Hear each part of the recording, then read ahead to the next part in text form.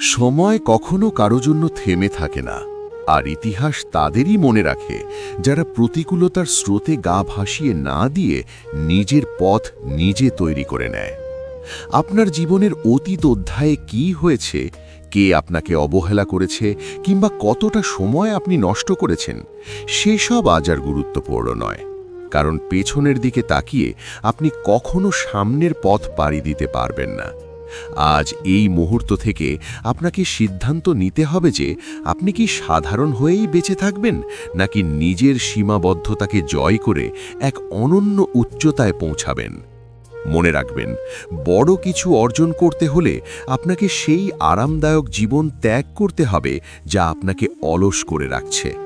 যখন চারপাশের সবাই অজুহাত খুঁজবে, তখন আপনাকে খুঁজতে হবে সমাধানের পথ।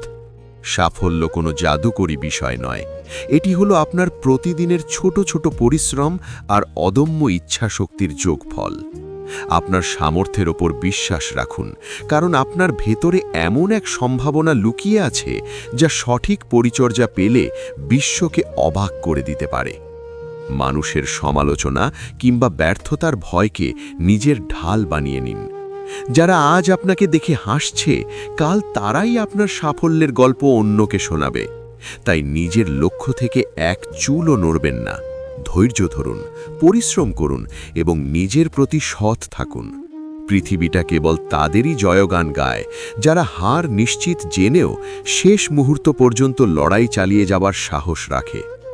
আজ থেকেই শুরু হোক আপনার সেই নতুন পথ চলা, যেখানে কোনো আক্ষেপ থাকবে না, থাকবে শুধু জয়ের নেশা আর মাথা উঁচু করে বেঁচে থাকার সংকল্প।